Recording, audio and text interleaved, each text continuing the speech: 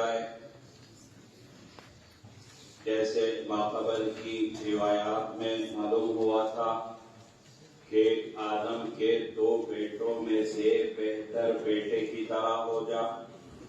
تو پھر جس ثواب کا وعدہ کیا گیا تو اس کی امید ہے. تو یرجا ما یرجا فی القتل، مقتول ہو جانے میں اجر و ثواب کی امید ہے. حدثنا مسدد حدثنا ابو الاحوص سلام بن سلیم عن منصور عن هلال بن يساف عن سعيد بن زيد قال كنا عند النبي صلى الله عليه وسلم فذكر فتنة فعظم أمرها فقلنا أو قالوا يا رسول الله لئن أدركتنا هذه لتهلكنا. روایت ہے کہ ہم حضور صلی اللہ علیہ وسلم کے پاس تھے، آپ صلی اللہ علیہ وسلم نے فتنے کا تذکرہ کیا اور اس کا بڑا ہونا بیان کیا. ہم نے کہا یا صحابہ نے کہا، راوی کو شک ہے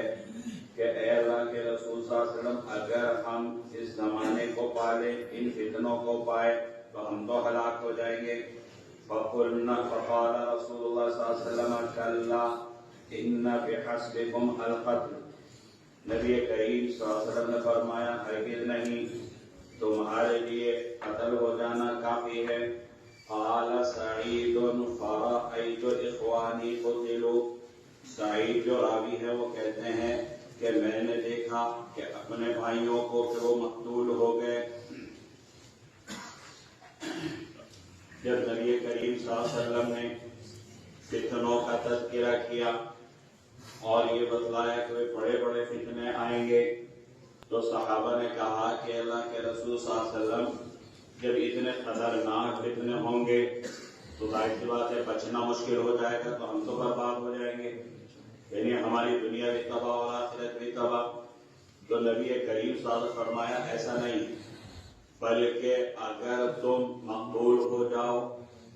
تو پھر ان فتنوں کے جو اثرات ہے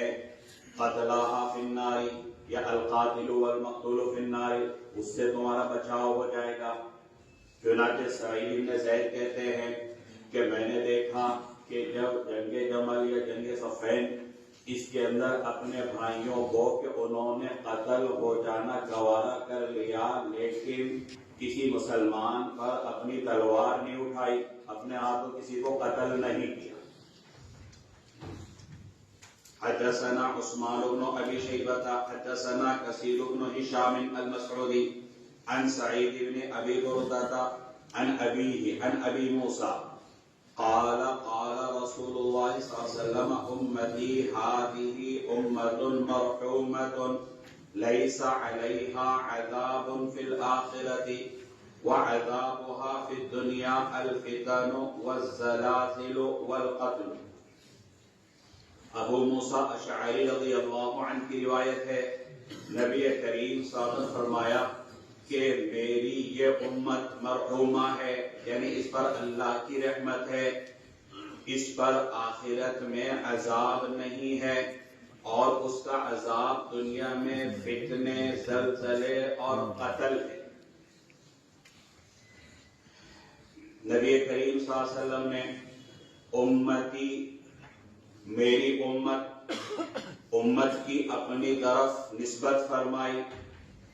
اور نبی کریم صلی اللہ علیہ وسلم کی نسبت کا اثر یہ ہے کہ اللہ کے رسول فرماتے ہیں کہ میری امت پر اللہ کی رحمتیں ہوں گی اور اس کے لیے آخرت میں عذاب نہیں ہوگا، یعنی دائمی عذاب نہیں ہو سکتا ہے تھوڑی بہت دیر کے لیے عذاب ہو، لیکن میری امت اجابت پر دائمی عذاب نہیں ہوگا. اور یہ بھی ہو سکتا ہے کہ اللہ تعالیٰ اپنے فضل سے معاف فرما دے اور وہاں عذاب میں مبتلا ہی نہ کرے، اور دنیا کے اندر اس کے لیے کفارہ سیئات کا اللہ نے ذریعہ بنایا کہ دنیا کے اندر انسان جو آزمائشوں میں مبتلا ہوتا ہے یا آسمانی آفتیں آتی ہے زلزلے وغیرہ کی شکل میں، یا اسی طریقے سے فتنے کا زمانہ ہوتا ہے، قتل و قتال ہوتا ہے، اور وہ مقتول ہو جانا گوارا کر لیتا ہے لیکن قتل کرنے کے گناہ سے بچتا ہے، تو یہ سارے اس کے لیے کفارہ سیئات ہیں۔ اگر دنیا میں کوئی خطا ہوئی بھی تو اللہ تبارک و تعالیٰ اس کو معاف فرما دیتے ہیں۔